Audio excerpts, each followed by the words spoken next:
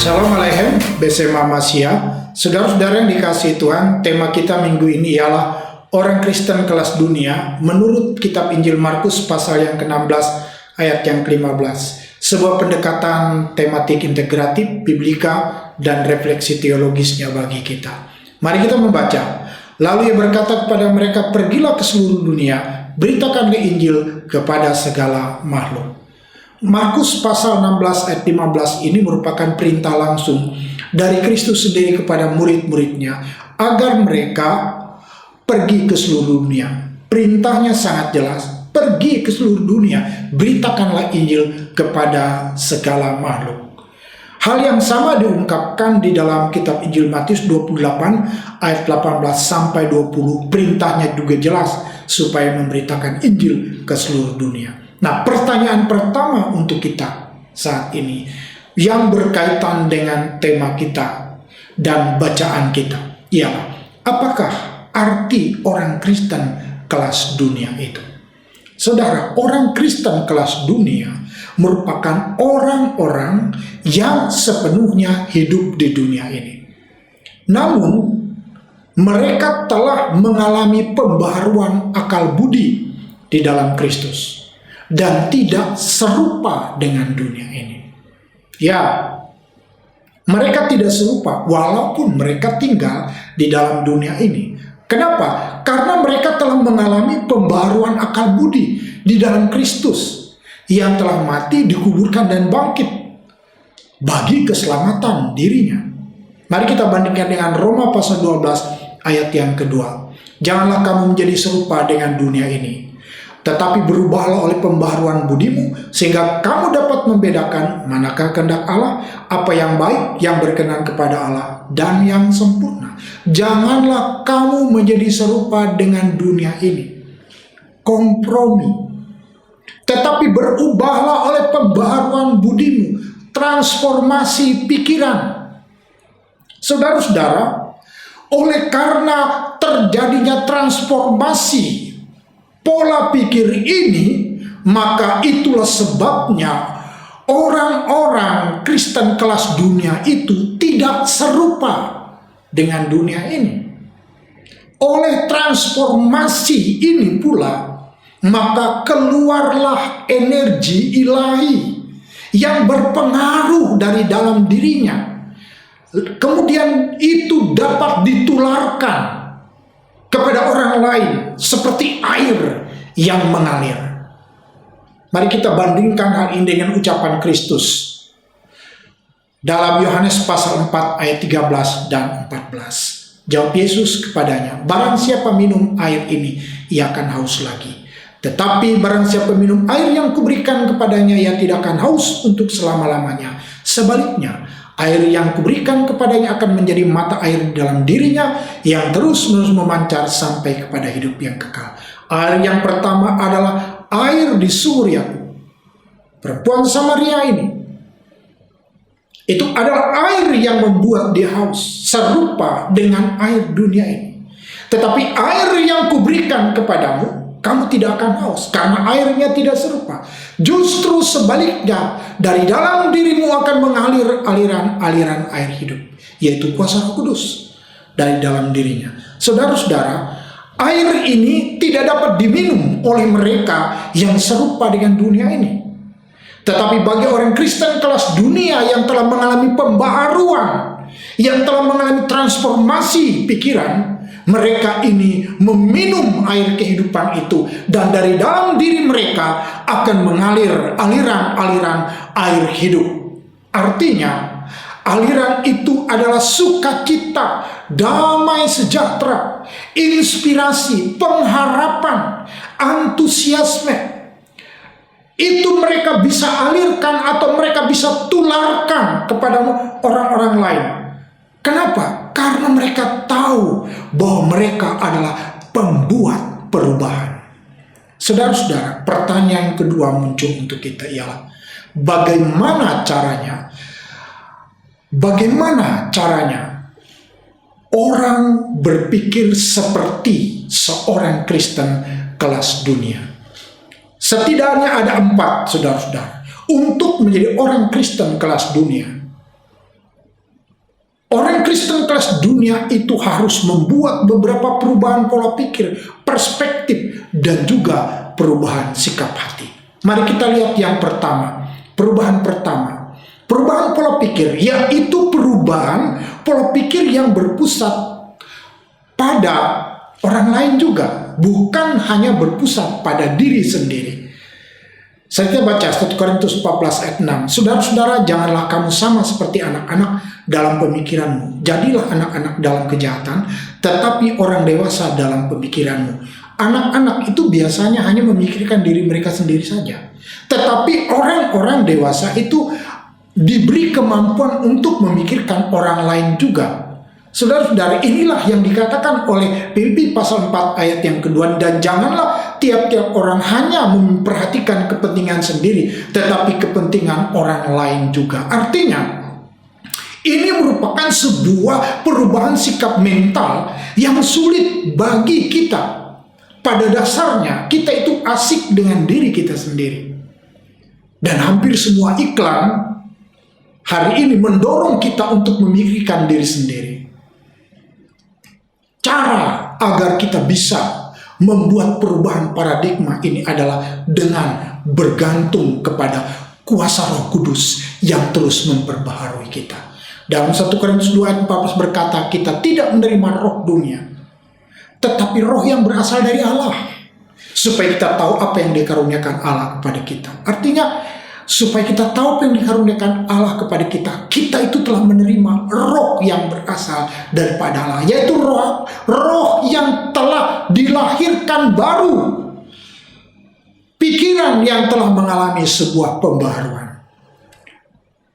Perubahan yang kedua, berubah dari pola pikir lokal untuk pola pikir global. Orang Kristen kelas dunia, saudara-saudara, adalah orang Kristen yang punya pola pikir seperti di dalam Kisah Rasul pasal yang pertama ayat yang ke-8. Yesus memberikan kepada mereka sebuah pola untuk mereka terlibat. Dikatakan, kamu akan menjadi saksiku di Yerusalem, di seluruh Yudea, Samaria, dan sampai ke ujung bumi. Saudara perhatikan di situ, mulai dari Yerusalem lokal, secara geografis, sampai ke ujung bumi global. Kalau kita lihat bahwa di dalam nas ini, orang Kristen kelas dunia itu mengalami perubahan cara berpikir dari lokal kepada global. Nah, pertanyaannya, caranya kita terlibat dari pola pikir lokal untuk pola pikir global.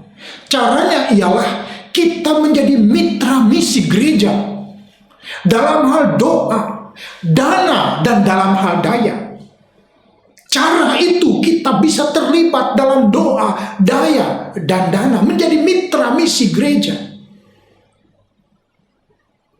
Contoh keterlibatan di dalam doa, saudara-saudara. Di dalam Alkitab, contoh-contoh itu cukup banyak. Supaya kita berdoa untuk setiap kesempatan-kesempatan bersaksi. Kita baca di dalam Kolose pasal 4 ayat yang ketiga. Berdoa juga untuk kami supaya Allah membuka pintu untuk pemberitaan kami, sehingga kami dapat berbicara tentang rahasia Kristus yang karenanya aku dipenjarakan. Bahwa di situ Rasul Paulus meminta supaya terlibat di dalam doa. Keterlibatan juga di dalam doa untuk mendapat keberanian berbicara. Kita bandingkan dengan Efesus pasal 6 ayat 19. Mengatakan seperti ini. Juga untuk aku, supaya kepadaku jika aku membuka mulutku, dikaruniakan perkataan yang benar, agar dengan keberanian aku memberitakan Injil. Jadi keterlibatan kita di dalam doa supaya orang-orang yang memberitakan Injil secara langsung, seperti kata Paulus, supaya kepadaku diberi keberanian.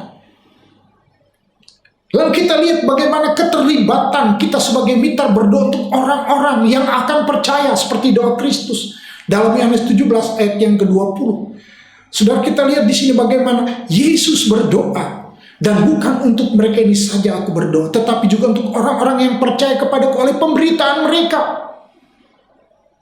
Jadi bagaimana adanya kemitraan di dalam doa itu terbangun, sehingga kita turut ambil bagian, terlibat di dalam misi global. Keterlibatan juga berdoa untuk penyebaran Injil yang efektif, saudara-saudara. Kita bandingkan 1 Tesalonika 3 ayat 1. Mari kita baca. Dikatakan, akhirnya saudara-saudara berdoalah untuk kami supaya firman Tuhan dapat tersebar dengan cepat dan dimuliakan seperti yang terjadi di antara kamu. Jadi kita berdoa supaya pemberitaan Injil itu efektif, tersebarnya efektif oleh kuasa doa.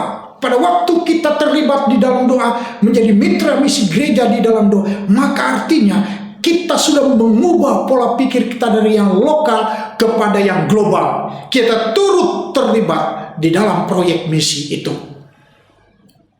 Lalu kita lihat bagaimana keterlibatan berdoa untuk munculnya lebih banyak pekerja.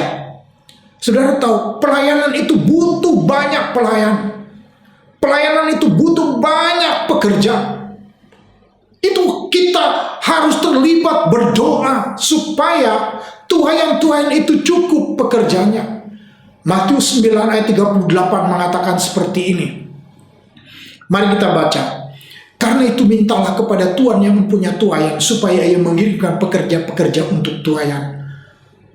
Saudara-saudara, ketika kita berdoa supaya pekerja-pekerja itu datang, Allah akan mengutus, Allah akan mengirim, Allah akan memberikan. Oleh karena apa? Ada keterlibatan kita sebagai mitra misi di dalam rencana Allah itu.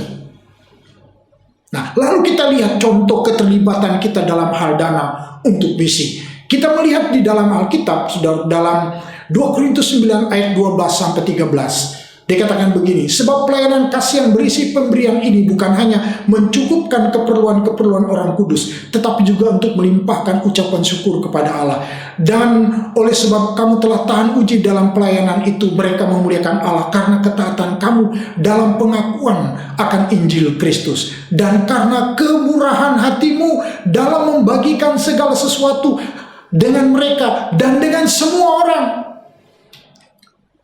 Bagaimana jemaat Korintus ini sudah terlibat dalam sebagai mitra misi gereja bagi gereja Yerusalem yang membutuhkan, sebagaimana juga jemaat Makedonia, mereka sebagai mitra misi gereja dalam hal dana. Mereka terlibat untuk sebuah pelayanan bersifat global, dari satu daerah kepada daerah lain, dari satu negara kepada negara lain. Artinya saudara-saudara, bagaimana pola pikir kita itu dari yang lokal kepada global. Cara untuk terlibat ialah kita menjadi mitra misi gereja dalam hal dana yang kita miliki, seturut dengan kerelaan hati kita. Mari kita melihat saudara-saudara, perubahan ketiga, perubahan perspektif, yaitu berubah dari pola pikir waktu sekarang kepada pola pikir kekal. Dengan menggunakan waktu kita sebaik-baiknya di dunia ini, kita harus membangun sebuah perspektif kekal. Mari kita lihat, orang Kristen kelas dunia itu adalah orang Kristen yang membangun perspektifnya dalam perspektif kekekalan. 2 Korintus 4 ayat 18. Sebab kami tidak memperhatikan yang kelihatan, melainkan yang tak kelihatan. Karena yang kelihatan adalah sementara, sedangkan yang tak kelihatan adalah kekal. Jadi pola pikir yang ketiga ini adalah sebuah pola pikir yang mengalami perubahan perspektif. Berubah dari pola pikir waktu sekarang ke pola pikir yang kekal. Artinya begini, kita melihat segala sesuatu itu dari sudut pandang kekekalan. Yang kelihatan itu sementara, sedangkan yang tak kelihatan itu kekal. Untuk dapat menjadi orang Kristen kelas dunia, itu cara dan pola pikir yang kita miliki. Jangan sampai kita menukar kehidupan kekal kita dengan hal yang sifatnya sementara di dunia ini.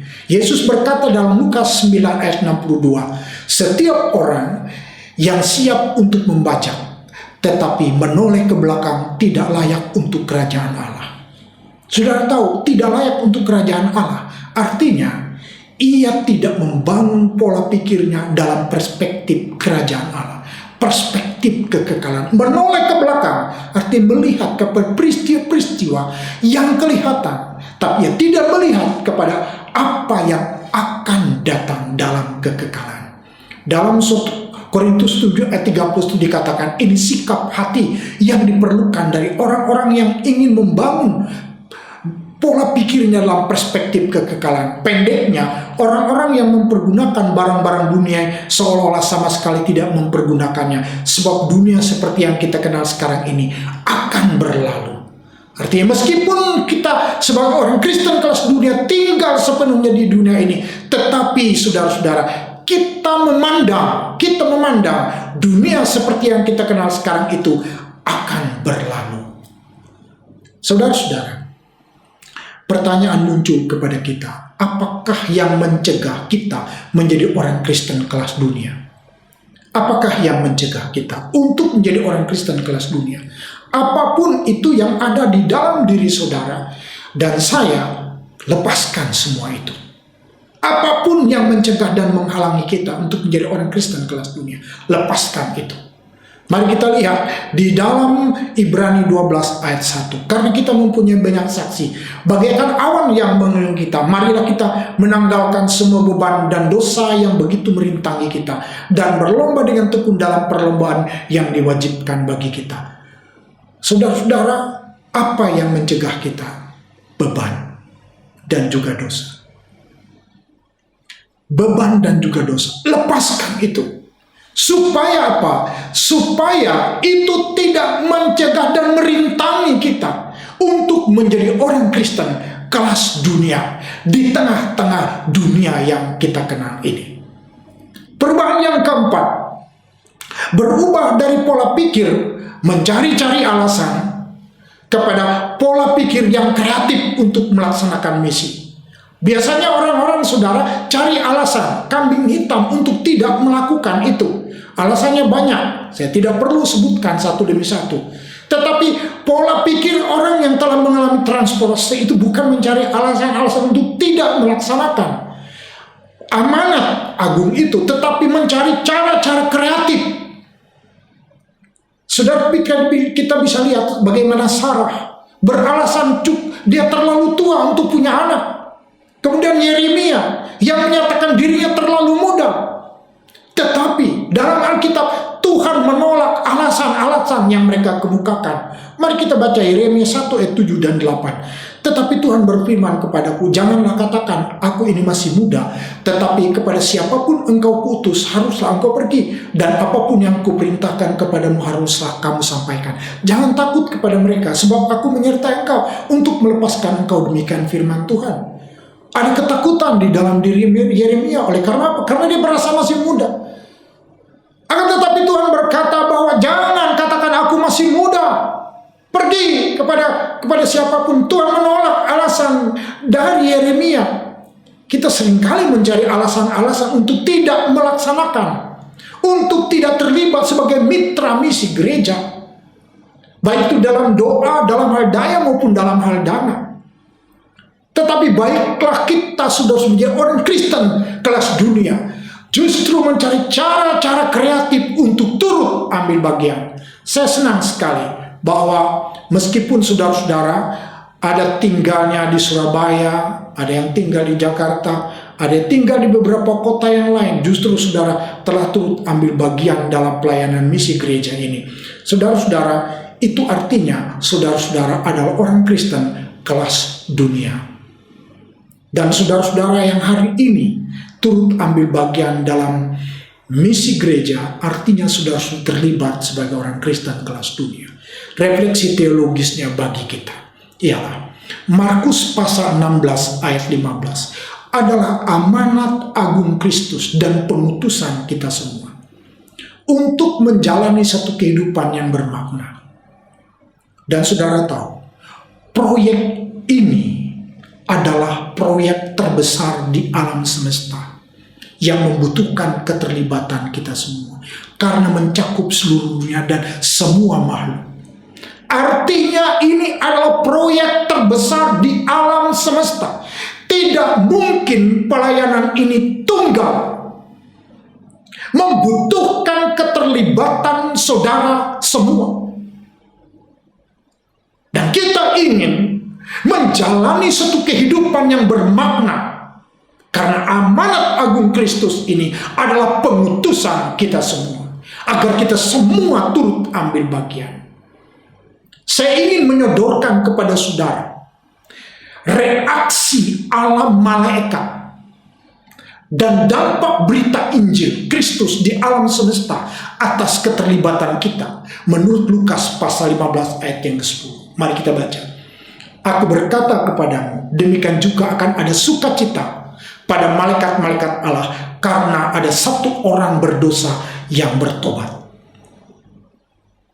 Pertanyaannya, adakah malaikat-malaikat ini bersorak-sorai karena kita jadi orang kaya, karena kita banyak harta, karena kita punya kekuasaan? Jawabannya tentu tidak. Justru malaikat-malaikat itu bersorak-sorak manakala jiwa-jiwa baru bertobat dan diselamatkan oleh karena berita Injil Kristus melalui hidup kita. Saudara-saudara, ini dampaknya kepada alam semesta. Melalui saudara, oleh hidup saudara, di dalam hidup saudara, saudara-saudara adalah orang Kristen yang dikehendaki oleh Allah untuk masuk di dalam proyek ini. Dan untuk itu Allah membutuhkan orang Kristen kelas dunia, bukan orang Kristen yang serupa dengan dunia ini. Dan siapakah orang itu? Orang itu adalah saudara dan saya. Mari, saudara-saudara, sebagai orang Kristen kelas dunia yang sudah mengalami pembaharuan akal budi, mari kita terus meminta kekuatan kuasa Roh Kudus agar dalam proyek misi Kristus itu kita terlibat dan turut ambil bagian, sehingga dengan demikian nama Tuhan dimuliakan. Amin untuk firman Tuhan. Kita bersatu hati dalam doa. Bapa kami yang di sorga, di dalam nama Tuhan Yesus, terima kasih Tuhan, kami boleh menjadi orang Kristen kelas dunia, bukan orang Kristen serupa dengan dunia ini. Tuhan, urapi kami, pakai setiap kami anak-anak Tuhan dimanapun mereka berada. Pakai mereka dalam hal doa, daya dan dana, supaya nama Tuhan dimuliakan. Mampukan mereka Tuhan oleh kuasa Roh Kudus dalam nama Tuhan Yesus. Haleluya, amin.